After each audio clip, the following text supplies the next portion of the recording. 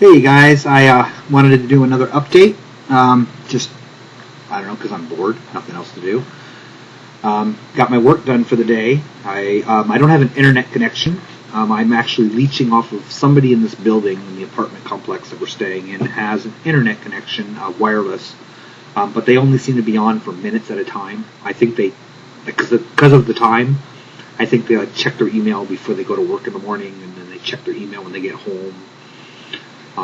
And then it goes on and off a couple of times in the evening, and that's it. But it's just really, really quick. Certainly not enough time for me to upload. I barely catch it enough to actually. I can usually see if I have email. I can't actually check my email, read anything. I can just see that I have email before it goes off again, and so I have to wait until. This weekend, I have to wait until Monday before I'm going to be able to get to the library because my family's out of town. My wife is a graduate student. She's at University of Alaska in Anchorage, and so she can be away. She can be off campus, but she has to go to Anchorage many times during the semester or during the year. For classes and such, so she's there. And this time she took the kids, which I was really excited about, the idea of having some alone time. But I don't know if you guys have the same experience that I do. I always get really excited when these kinds of things happen. Like in the weeks beforehand, I think how fun it's going to be having, just be by myself, and, not have to, I love my family, but, especially now we're living in this one. I'd say, God, it's 4 by 5 meter box, 1 room studio apartment with 3 dogs, a cat, and 2 kids and my wife and I. It's a little crowded, but also there's no private time for anybody in the family.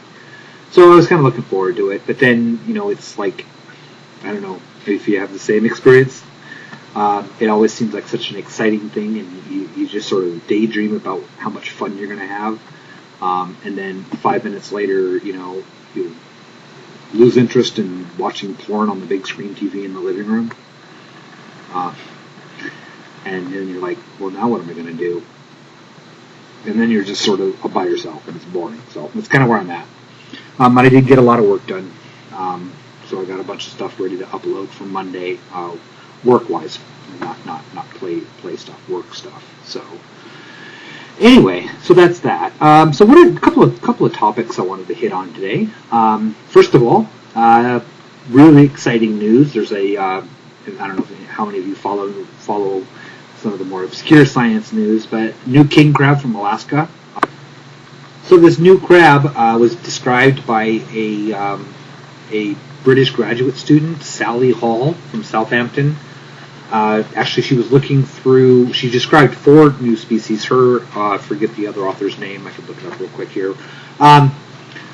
They were actually looking through the Albatross expedition, the specimens from the Albatross expedition from 1909, 1910, and looking through those collections at the Smithsonian, and they found 4 new species of king crab from different parts of the world, including one from Alaska, from the Aleutian Islands. And it was really cool. They named it Paralomus makarove, which is kind of nice. Makarov is a pretty famous Russian biologist who studied king crabs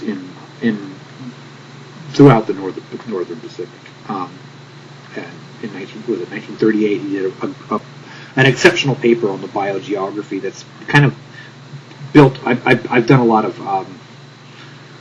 a lot of my writings and stuff like that have been based on Makarov's work, I suppose. He sort of keyed out this idea that king crabs evolved here in Alaska from hermit crabs, based on based on the biogeography, not even looking at morphologically. Anyway, but so it was a nice honor to have some of the species named after him. But the species is one that we've seen before. I've had several times. I've had people send me photographs of this unknown king crab they've been finding up in the Aleutians, and I've said it was undescribed. I never had specimens in hand to name it myself.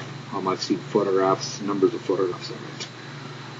And so, like, on the NOAA troll surveys, they call it Paralomus species A, you know, just because they're not interested in and they're not interested in describing it. They're more interested in, you know, just having a catalog of the species they encounter. So it's been that. Anyway, here's the photograph.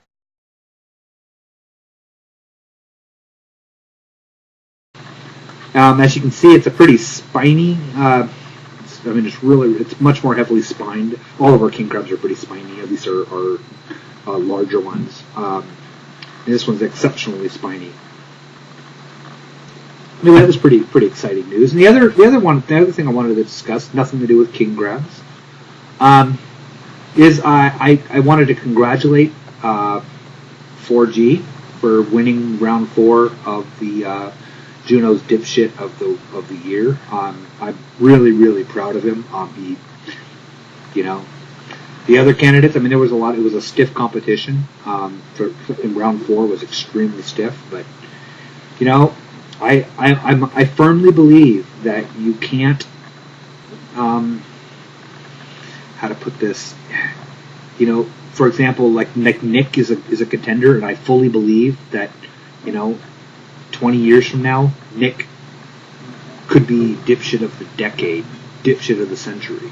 But you know, there's still the argument could be made that, you know, he's young, that he could grow out of this, that he could learn something, that he could educate himself, that something could change his life and he could be a better person.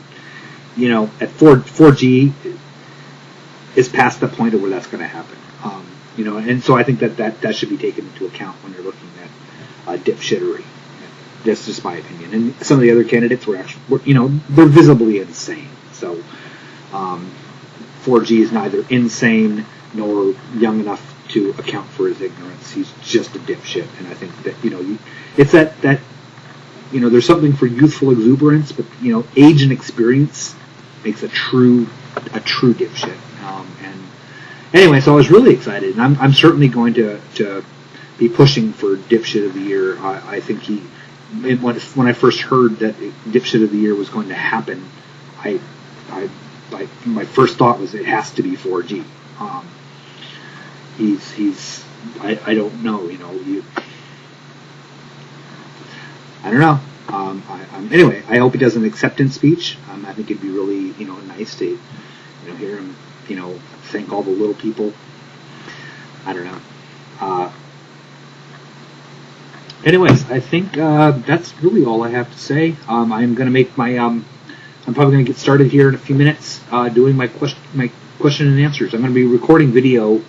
I'm not sure how many this weekend when I have time, and then I will upload them all on Monday. So this won't be seen for a couple of days. But all right, guys, take care, and I'll see you later, or you'll see me later.